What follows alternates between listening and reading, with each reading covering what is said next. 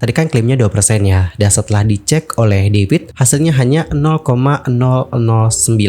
Uji deh ke labnya, terus nanti keluarnya berapa? Itu bener-bener jawaban di luar Nurul banget sih. Aku pikir Sekelas PhD loh, masa takut kalah debat sama gelar AAAM? Itu kan yang masukin bukan karput loh, polisi, karena kamu ngeretas. Hello everyone, I'm Sir Kim, welcome back to my YouTube channel. Nah teman-teman, seperti yang sudah kalian lihat di judul dan juga di thumbnailnya, kali ini kita bakal bahas tentang bagaimana lanjutan dari drama yang terjadi antara dokter detektif versus Dr. Richard Lee. But ternyata tidak hanya bersama dengan Dr. Richard Lee saja, namun ada juga drama yang terjadi antara Doktif bersama dengan David Lee. Lantas, gimana nih drama di antara mereka? Yuk guys, mari kita bahas bareng-bareng. By the way, aku lupa nanya, yang nonton gimana kabarnya hari ini? Everything is good? Baik-baik aja ya? Atau mungkin sebaliknya ya guys, lagi dalam kondisi nggak baik-baik aja? Apapun yang terjadi, kalian nggak boleh menyerah ya guys. Ayolah semangat, fighting! Alright, berbicara mengenai drama terbaru yang terjadi nih guys. Belum lama ini produknya Doktif itu dituding kayak overclaim oleh David Lee. Jadi untuk David ini kayak ngunggah sebuah video di TikTok, dan dalam video itu dia mengatakan akan mereview produk dari AAC, yang mana untuk produk ini diduga miliknya Doktif.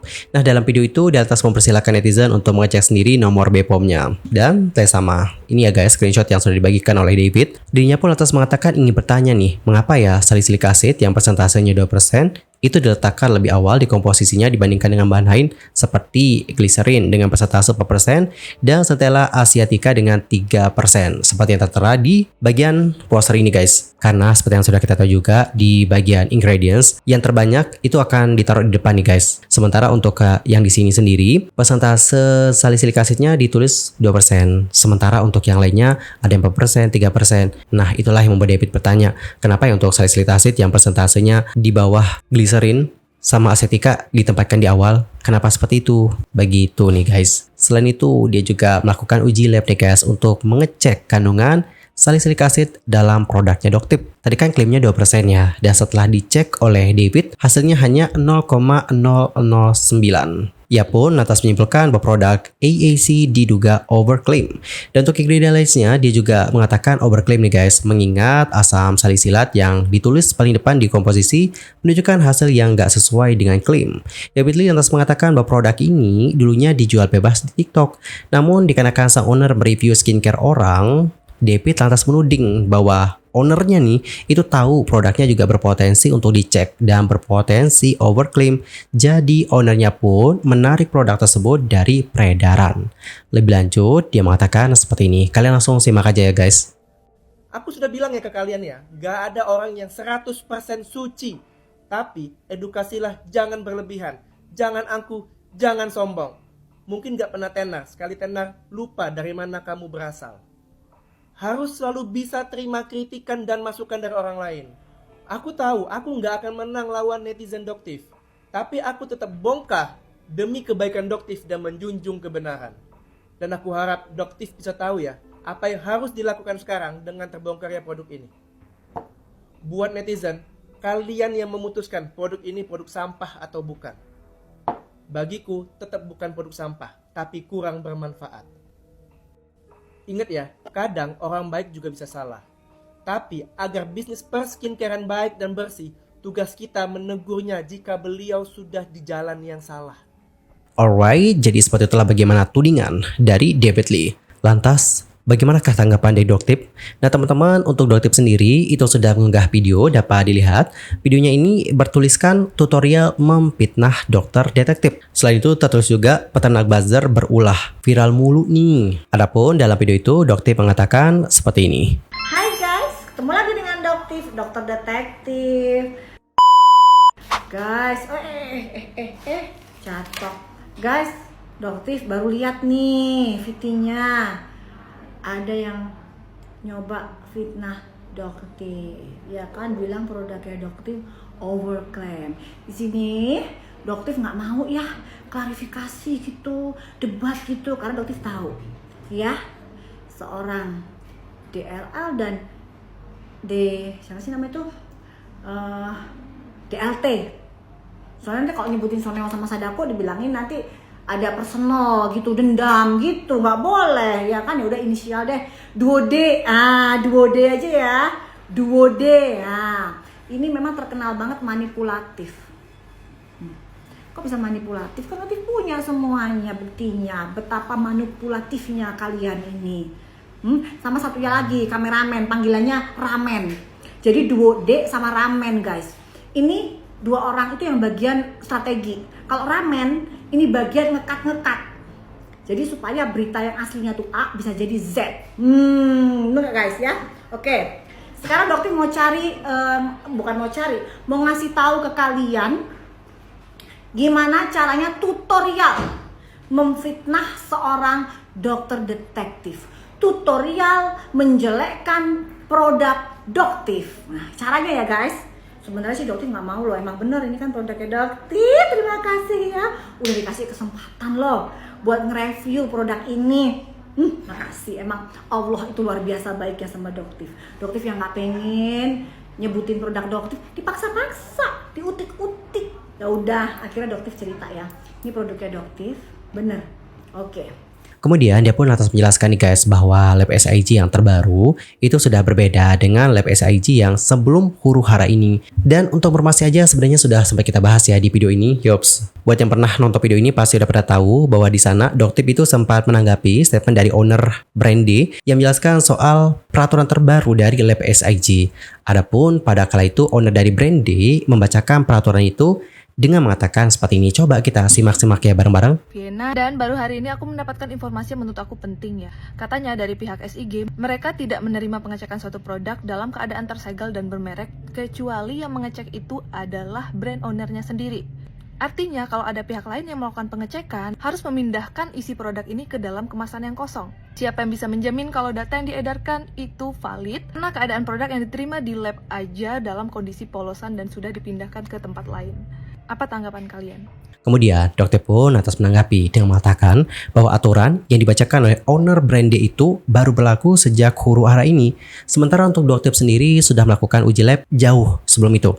Jadi pas saat Dokter melakukan uji lab, peraturannya nggak seperti itu guys.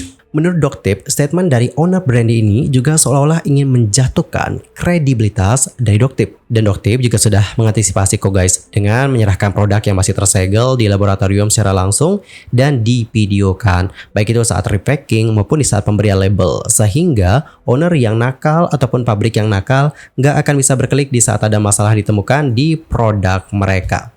Jadi misalnya nih kalau ada yang mau nuntut nih, Dokter udah punya bukti gitu. Udah bukti nyata nih, mau nyangkal gimana lagi? Gitu loh maksudnya guys. Lanjut ke video terbaru. Nah, dalam video yang tutorial memfitnah ini, Dokter menunjukkan dokumen yang setebal ini sebelum peraturan SIG berubah. Sekali lagi, Dokter menjelaskan bahwa dulu kita itu bisa menyerahkan produk dalam kondisi masih bersegel. Masih ada nama brandnya, tetapi setelah kasus ini menjadi viral, maka SIG nggak mau menerima lagi sampel jika tidak repacking. Dokter lantas menjelaskan soal repacking ini sambil memperlihatkan bagaimana caranya. Lebih lanjut, videonya seperti ini, coba disimak bareng-bareng ya guys. Mulai paham nggak ini? Repacking itu penggantian. Jadi bisa dipindah guys, bisa dipindah. Atau ininya kan harus dilepas nih guys, labelingnya dilepas, dipindah, isinya dituangin ke tempat yang lain. Kalian kebayang nggak? Kalau dituangin ke tempat yang lain, mungkin nggak berubah. Oke, Dokter tunjukin ya caranya ya. Oke, kalian buka nih. Ini udah segelnya udah Dokter lepas. Oke, caranya ya. Caranya kalian buka ya. Terus kalian ambil. Nih, ambil ya. Ini Dokter punya jarum suntik. Oke, kita ambil guys. Kita ambil. Ya, oke. Nah, kita ambil nih produknya. Kita ambil produknya. Nih. Ini sayang guys, nih guys. Ini guys, sayang nih guys. Tempatin di sini ya. Nih, Dokter tuangin di sini ya guys. Tuangin di sini. Oke. Jadi kalian kalau mau fitnah produknya Dokter, dibilang produknya Dokter nggak bagus, begini caranya guys ya. Jadi kalian begini nih. Nah, kalian tuangin dulu nih. Nah, oke. Misalnya begini nih. Oke, tuangin. Oke guys. Nah, ini ada NaCl. Ya. NaCl nih guys kan saya lihat ini sodium chloride. NaCl. Oke. Kalian ambil NaCl-nya nih. Oke. Kalian ambil. Ya. Terus, namanya nih. Tuh. Kalian masukin lagi guys ke sini guys ya. Kalian masukin lagi guys ke sini guys. Oke ya. Nah, oke, kalian masukin lagi guys ke sini. Oke. Masukin lagi guys, masukin lagi. Masukin lagi. Oke guys, masukin lagi. Terus ditutup guys, ditutup. Oke.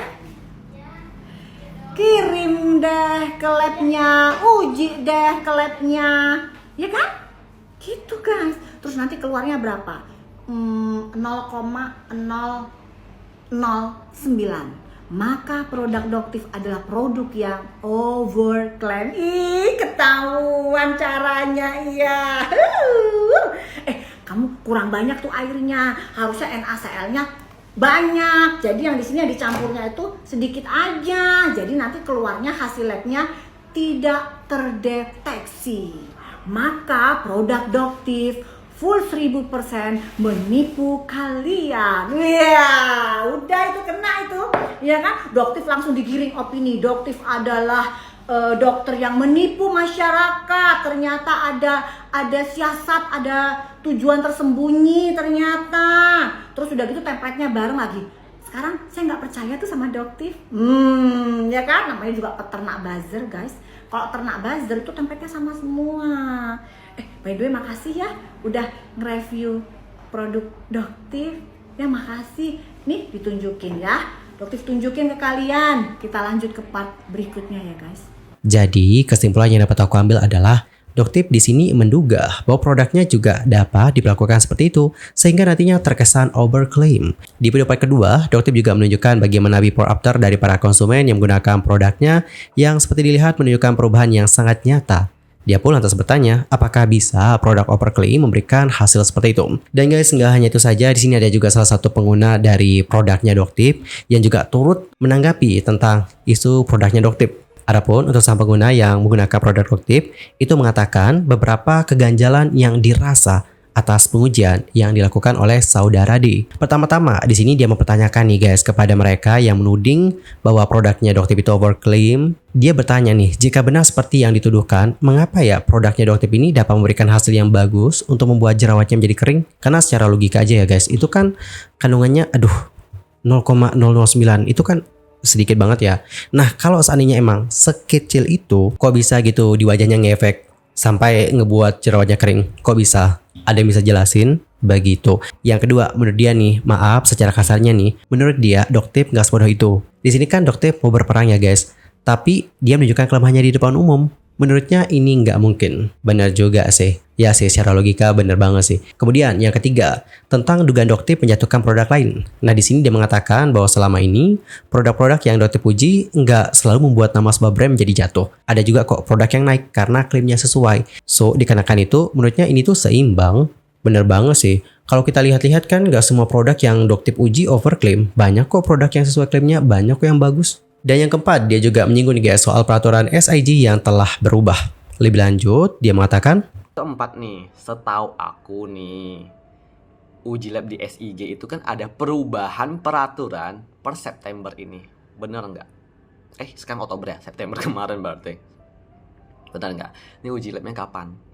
Dulu setahu aku, dibilang saudara detektif itu, kalau mau uji lab tuh, ya yang zaman dulu ya, itu tuh harus tersegel, nggak boleh dibuka, nggak boleh di packing. Sekarang kan harus di repacking. Coba nonton video-video detektif, ada di bahasa itu.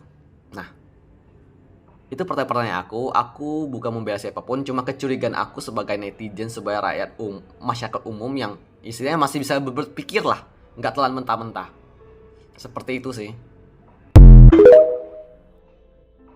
Alright, jadi seperti itulah bagaimana statementnya. Di sisi lain, Dr. Richard juga menanggapi nih guys tentang bagaimana hasil uji lab yang dilakukan oleh David Lee. Di awal video, dia terlebih dahulu mengatakan bahwa sampai saat ini nggak ada satupun produknya yang overclaim. Kemudian dia juga menanggapi tentang dugaan produk Doctive yang overclaim. Namun dalam video ini, dia menyebutkan Docpeng, bukan Doctive ya, tapi Docpeng, dokter bertopeng. Dan guys, menurut Dr. Richard ya, dari iklan saja tanpa dicek lab, itu sudah overclaim. Mengingat salicylic acid yang kandungannya hanya 2% diletakkan paling awal ingredients. Sementara di iklannya, kandungan-kandungan yang lain memiliki persentase yang lebih tinggi dibandingkan dengan salicylic acid yang diletakkan di belakang. Kemudian, dia mengatakan nih bahwa dirinya itu kaget dengan bagaimana respon dari Doctive yang gak seperti dirinya yang menunjukkan hasil lab. Namun justru memperlihatkan tentang tutorial mencampurkan skincare. Lebih lanjut, statement beliau seperti ini guys.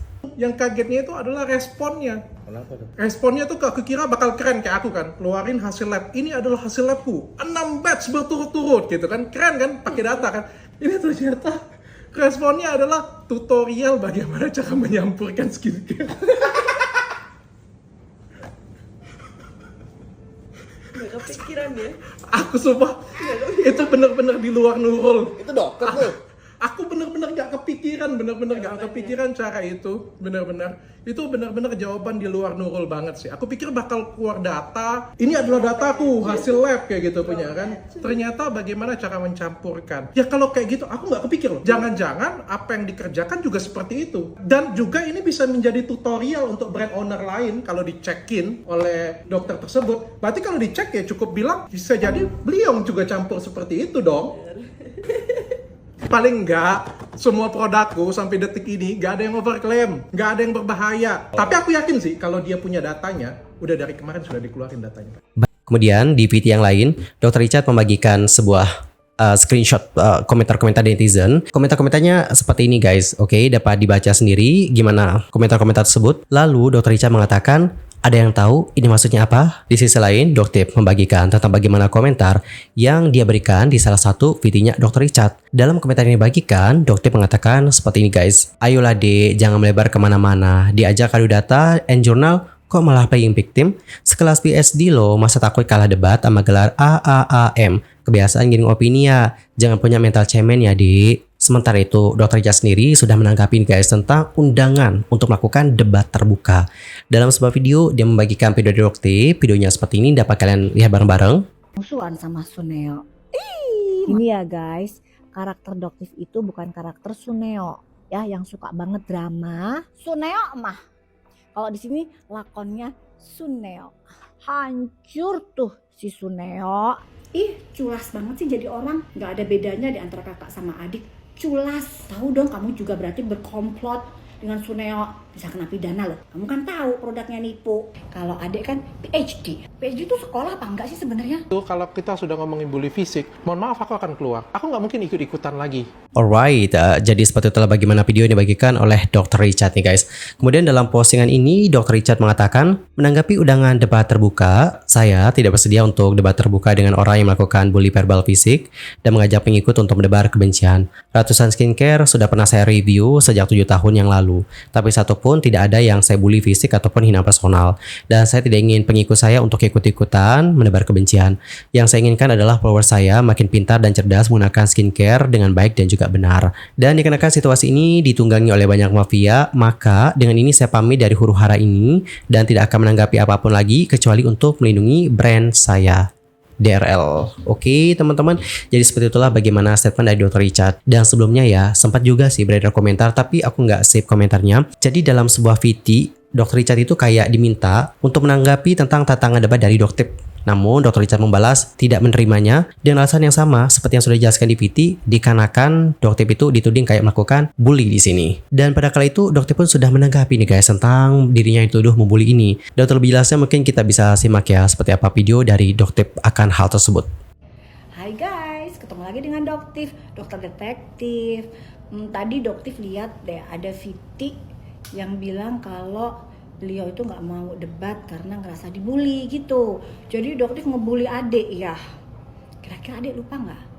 Dulu ada loh yang ngatain orang lagi kena Stephen Johnson syndrome dibilangnya kena azab. Sekolah nggak sih dek?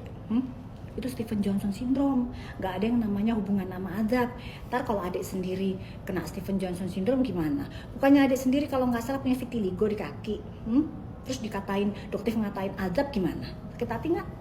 Itu kaki kena vitiligo karena adek kena azab udah sering nginjek-nginjek kepala orang untuk naikin popularitas. Gimana? Sakit nggak?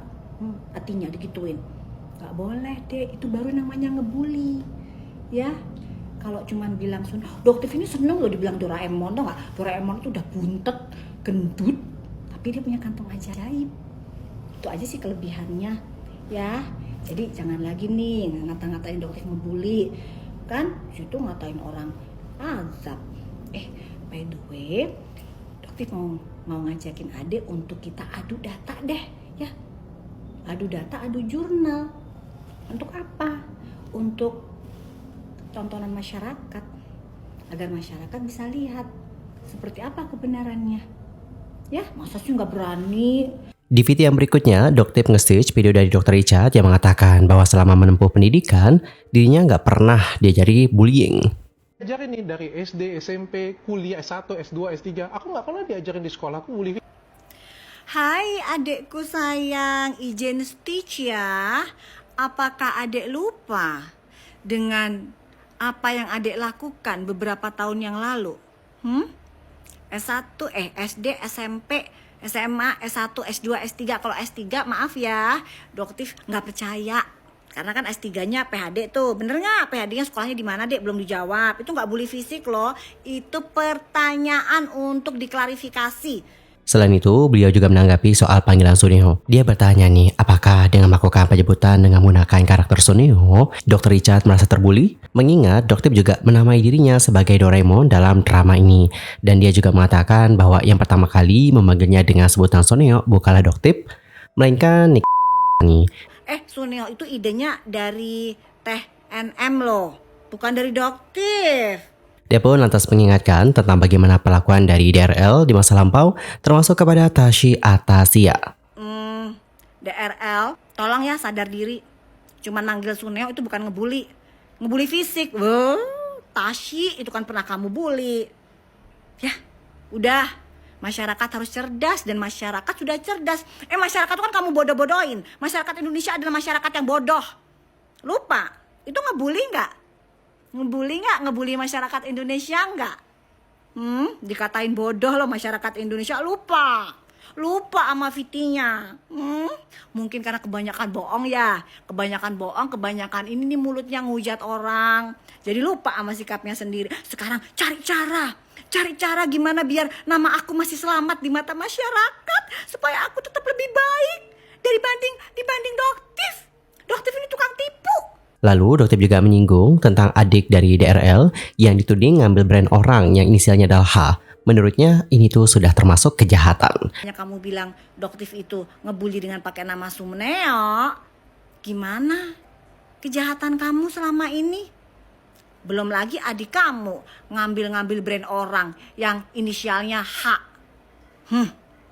Ya kan, dari kelas 3, 5 kamu ambil daftarin di kelas 4, 4. Itu kejahatan. Itu bukan bully lagi. Tuh, bilangin tuh yang namanya DLT, ambil merek orang. Itu kejahatan. Kemudian dia juga menyinggung soal tudingan bahwa yang bersangkutan menjual krim positif hydroquinone secara online dan juga bebas. Dia membagikan sebuah screenshot dari sebuah toko online di sini, di mana ada seorang konsumen yang memberikan rating 1, lalu komentarnya kayak gini. Kenapa naik krim acne-nya nggak disegel? Dan tak ada nomor BPOM dan ingredients, cara pakai dan diproduksi oleh, dan lain-lain. Lalu dijawab sama penjualnya nih. Sang penjualnya mengatakan bahwa itu dikarenakan racikannya tidak disegel. Dr. juga menegaskan bahwa dirinya di sini nggak ingin berdebat terus-menerus melalui VT, melainkan live untuk adu data. Terus ya gini ya dek ya, Dr. itu nggak mau debat pakai VT. Yang mau kita debat ketemu live streaming adu data. Seperti yang kamu janjiin kemarin, adu data. Dia juga mengklarifikasi perihal DRL yang diangkutin polisi. Dokter mengatakan bahwa itu bukan dikarenakan laporan Kartika Putri, tapi dikarenakan laporan polisi sendiri. Itu bukan karena laporan Kartika Putri ya, tapi karena laporan polisi sendiri. Namanya LPA, laporan polisi A. Nah, kalau laporan polisi A, itu polisi yang ngelapor sendiri. Kenapa kok polisinya yang ngelapor sendiri? Karena DRL itu ngeretas jadi hacker. Hacker apa? Hacker informasi yang jadi bukti di polisi. Ya, jadi dia ngeretas guys, dia ngambil informasi. Terus pada saat dimasukin minta maaf loh sama Karput gitu. Ya, itu kan yang masukin bukan Karput loh, polisi, karena kamu ngeretas datanya polisi, namanya LPA. Kalau Doktif kasih hoax ke kamu, tuntut. Ayolah ketemu kita, tuntut Doktif, senang. Doktif akan buka semuanya. Ya, udah ya guys, ini beneran deh ya, kalian lihat ya, lihat drama mafia yang sangat pandai bersandiwara dan selalu manipulatif ke kalian semua, ya. Alright, jadi guys, kesimpulannya adalah Dr. itu mengajak untuk melakukan adu data secara live ataupun secara langsung. Namun saya, Dr. Richard sendiri mengatakan dirinya enggan untuk menanggapi tantangan debat terbuka itu, dikarenakan masalah yang kita bahas tadi. Dan guys, gimana nih pendapat kalian akan hal yang satu ini? Antar komen ya di kolom komentar. Anyway, berbicara mengenai David Lee Thompson sendiri, sebenarnya ini bukan kali pertama dia tuh menyampaikan kritik terhadap produknya Doctip. Dia juga sempat mengkritik produknya Doctip dikarenakan ada produk Doctip yang juga ternyata mengandung SLS atau SLIS dan juga paraben. Bahkan di dalam sebuah video, David mengatakan seperti ini guys. Jangan kaget ya.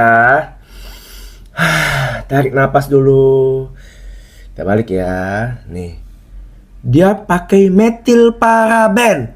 Dan di urutan keempat loh. Besar banget kayaknya presentasinya ya. Tahu nggak kalian metil paraben itu apa ya? Metil paraben itu ya pengawet yang murah dan bisa menyebabkan kanker kulit loh. Kalau pemakaiannya dalam waktu yang lama, apalagi di urutan keempat loh, gede banget presentasinya. Dan metil paraben udah lama ditinggalin orang-orang. Karena apa? Karena berbahaya. Cuma orang-orang yang gini nih, yang tega. Karena kanker kulit bro. Kanker kulit dan kanker PD. Dan metil paraben ini juga bisa masuk ke pembuluh darah dan menyebabkan gangguan hormon loh.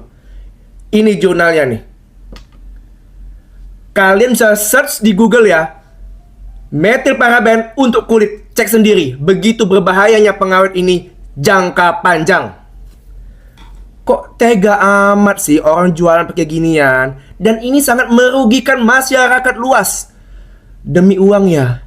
Oke, jadi itulah videonya David ya soal kandungan paraben, yang mana pada akhirnya ini pun kayak menuai reaksi yang pro kontra. Bahkan membuat dokter skincare juga ikut buka suara loh guys, menanggapi statement dari David Lee. Heboh drama baru skincare antara Doctip dengan saudaranya Dr. Richard yang katanya produk Doctip sendiri mengandung SLES dan bahan berbahaya paraben. Menurut dokter skincare, hal itu sudah lewat batas dikarenakan malah menjadi penyebaran informasi sesat yang akhirnya ia luruskan. Kemudian dia pun mengatakan bahwa posisinya dalam membahas masalah ini adalah netral. Pertama, dia menjelaskan soal paraben. Apakah paraben berbahaya saat digunakan? Yang dikatakan bisa menyebabkan gangguan hormon sampai kanker kulit. Bener nggak ya kayak gitu? Nah di sini sang dokter menegaskan bahwa kandungan paraben pada skincare ataupun kosmetik yang sudah mendapatkan izin edar BPOM itu aman. Terkait gangguan pada hormon, dia menjelaskan bahwa untuk hal ini kita udah tahu sejak dulu atau sejak zaman jebot bahwa paraben memiliki pengaruh terhadap hormon. Terus gimana nih? Jadinya bahaya nggak sih? Nah guys, untuk menghindari misinformation ya, langsung aja kita dengerin seperti apa penjelasan dari sang dokter skincare. Loh, berarti bahaya dong. Nah, tenang dulu, karena yang kalian nggak tahu, pada penelitian lain telah ditunjukkan bahwa paraben itu ribuan kali hingga jutaan kali lipat lebih lemah dibandingkan dengan hormon estrogen natural yang ada di dalam tubuh kita. Dan tentu aja kandungannya itu memang sudah diperbolehkan oleh BPOM pada batasan tertentu, termasuk juga oleh BPOM Amerika dan BPOM Eropa. Bahkan seandainya semua produk perawatan diri kalian itu mengandung paraben, dari sabun, shampoo, moisturizer, maskara, eyeliner, sampai odol sekalipun, akan tetap aman karena konsentrasi yang terkumpulkan di dalam tubuh kalian itu tetap jauh di bawah ambang batas keamanan yang diperhitungkan. Kalau kalian masih nggak yakin, kalian perlu tahu bahwa beragam makanan yang biasa kalian makan, seperti telur, melon, bawang, dan berbagai makanan lainnya, juga dapat mengandung paraben secara alami. Artinya, apabila yang kalian makan aja aman, apalagi yang cuma kalian olesin ke kulit. Yang berikutnya adalah masalah SLS atau SLIS. Apakah nggak bagus untuk orang yang kulitnya sensitif?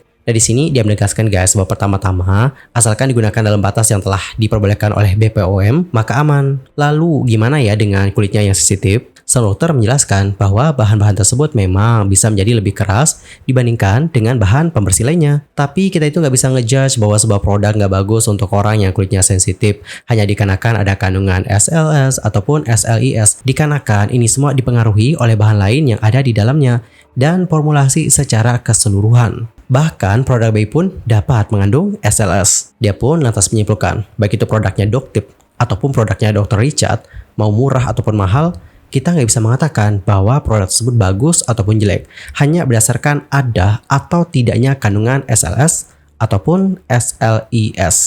Alright, jadi seperti itulah bagaimana penjelasan dari sang dokter skincare mengenai statementnya David Lee. Dan guys, gimana nih pendapat kalian atas drama yang satu ini? Antar komen ya di kolom komentar. Dan teman-teman, cukup sekian ya untuk hari ini. I'm Sulky Mame dan aku mohon maaf kalau ada kesalahan, baik itu dalam ucapan, sikap, tindakan, dan sebagainya. I'm so sorry banget. Dan mungkin ada salah informasi, mohon koreksinya. Sampai jumpa ya semuanya dan selamat beraktivitas. Goodbye everyone.